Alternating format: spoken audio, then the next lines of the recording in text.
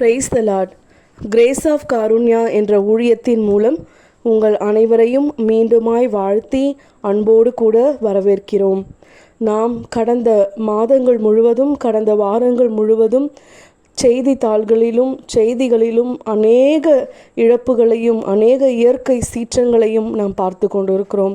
நம்மில் அநேகர் அப்படிப்பட்ட இழப்புகளுக்காய் பிள்ளைகளை இழந்து, குடும்பங்களை இழந்து, உடைமைகளை இழந்து, அனாதையாய் தனிமையில் நிற்கும் ஒவ்வொருவருக்காகவும் மனவேதனைப்பட்டு நிறைய ஜெபிச்சிருப்போம். அவர்களுக்காய் உதவி செய்ய வேண்டும் என்று ஆலயங்கள் மூலம் தனிப்பட்ட நபர்களாய் அவர்களுக்கான நிவாரணங்களை செய்யும்படியாய் உங்களில் அநேகர் மனமுவந்து அநேக உதவிகளை செய்திருப்பீர்கள்.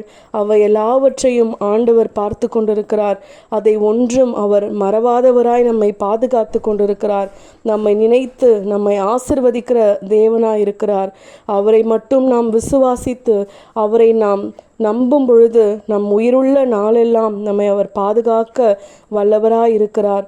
அந்த விசுவாசத்தோடு நாம் ஒரு பாடலை பாடி, ஆண்டவரே, என்னையும் என் குடும்பத்தையும் நீர் பாதுகாத்து வந்த கிருபைக்காய் நன்றி என்று அவரை நாம் ஆராதிப்போம், அவரை நாம் ஸ்தோத்தரிப்போம், அவருக்கு நன்றி சொல்லுவோம்.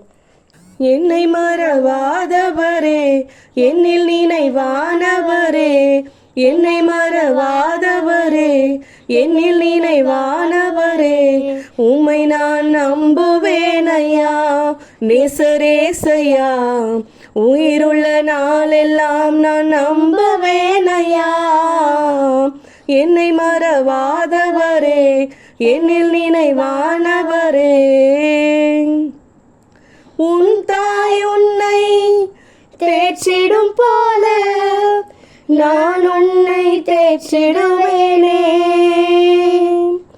உன் தாய் உன்னை தேற்றிடும் போல நான் உன்னை தேற்றிடுவேனே. தண்ணீரை கடக்கும் போதும் உன்னுடன் இருப்பேன், அக்கினியில் நடக்கும் போதும் கூடவே நடப்பேன். தண்ணீரை கடக்கும் போது உன்னுடன் இருப்பேன், அக்கினியில் நடக்கும் போதும் கூடவே நடப்பேன். என்னை மறவாதவரே, என்னில் நினைவானவரே. இந்த பாடலின் வரிகளுக்கு ஏற்ப நாம் கடந்து வந்த சூழ்நிலைகள் ஒருவேளை வெள்ளம் போல நம்மை சூழ்ந்திருக்கலாம். அக்கினியின் ஜுவாலையில் நெருப்பின் நடுவிலே நடக்கிறது போல ஒரு இக்கட்டான சூழ்நிலையாக இருந்திருக்கலாம். ஆனால் அதையெல்லாம் நாம் கடக்கவும், அதிலிருந்து நாம் வெளியே வரவும், பிரச்சனைகளிலிருந்து நாம் மீட்டெடுத்து நாம் தைரியமாய் இன்று வரை வாழ்ந்து கொண்டிருக்கவும் ஆண்டவர் நம்மோடு இருப்பது மட்டும்தான் என்று நாம் விசுவாசித்து ஆண்டவரை நம் வாழ்நாள் முழுவதெல்லாம் ஏற்றுக்கொண்டு, இயேசுவே, இனி வருகிற நாட்களில் அப்பா உம்முடைய வார்த்தைகளின்படி நாங்கள் நடக்கவும், எங்கள் குடும்பத்தை நாங்கள் உம்முடைய விசுவாசத்தில் நடத்தவும் வேண்டிய ஞானத்தை எங்களுக்கு கொடுங்கன்னு சொல்லி ஆண்டவருடைய பாதத்தில் நாம் கேட்போம்.